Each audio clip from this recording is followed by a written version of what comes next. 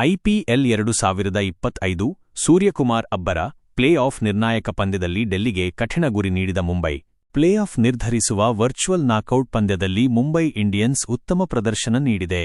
ಮುಂಬೈನ ವಾಂಖೆಡೆ ಕ್ರೀಡಾಂಗಣದಲ್ಲಿ ನಡೆಯುತ್ತಿರುವ ಪಂದ್ಯದಲ್ಲಿ ಟಾಸ್ ಸೋತು ಮೊದಲು ಬ್ಯಾಟಿಂಗ್ ಮಾಡಿದ 5 ಬಾರಿಯ ಚಾಂಪಿಯನ್ ತಂಡ ಡೆಲ್ಲಿ ಕ್ಯಾಪಿಟಲ್ಸ್ ಬೌಲರ್ಗಳ ಕಟ್ಟುನಿಟ್ಟಿನ ದಾಳಿಯ ಮುಂದೆ ಆರಂಭದಲ್ಲಿ ರನ್ ಗಳಿಸಲು ಪರದಾಡಿತು.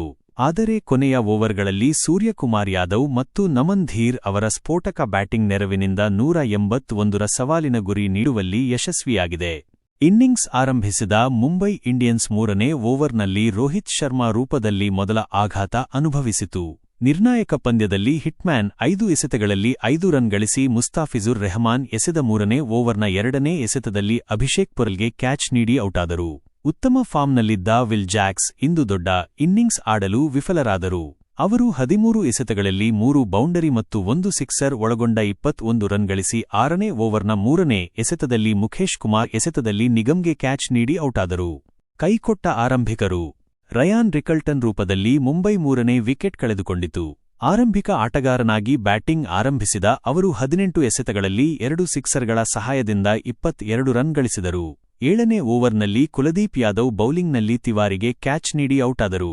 58ಕ್ಕೆ 3 ವಿಕೆಟ್ ಕಳೆದುಕೊಂಡಿದ್ದ ಸಂದರ್ಭದಲ್ಲಿ ಒಂದಾದ ತಿಲಕ್ ವರ್ಮಾ ಮತ್ತು ಸೂರ್ಯಕುಮಾರ್ ಯಾದವ್ ಜೊತೆ ಸೇರಿ 4ನೇ ವಿಕೆಟ್ಗೆ 49 ಎಸೆತಗಳಲ್ಲಿ 55 ರನ್ಗಳ ಜೊತೆಯಾಟ ನೀಡಿ ಚೇತರಿಕೆ ನೀಡಿದರು.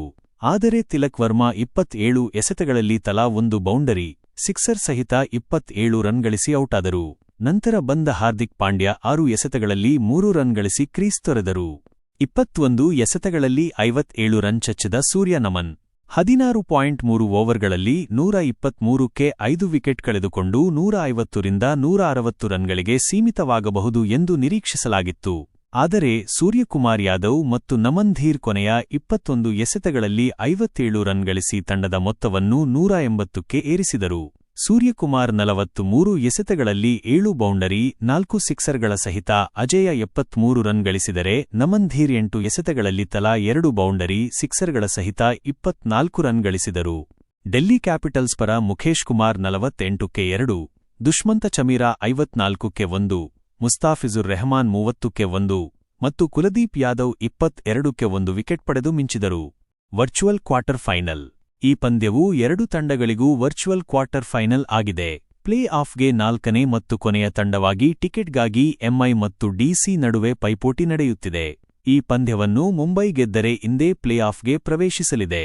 5 ಬಾರಿಯ ಚಾಂಪಿಯನ್ ಮುಂಬೈ ತಂಡವು 12 ಪಂದ್ಯಗಳಿಂದ 14 ಅಂಕಗಳನ್ನು ಗಳಿಸಿದ್ದು ಪಾಯಿಂಟ್ ಪಟ್ಟಿಯಲ್ಲಿ 4ನೇ ಸ್ಥಾನದಲ್ಲಿದೆ.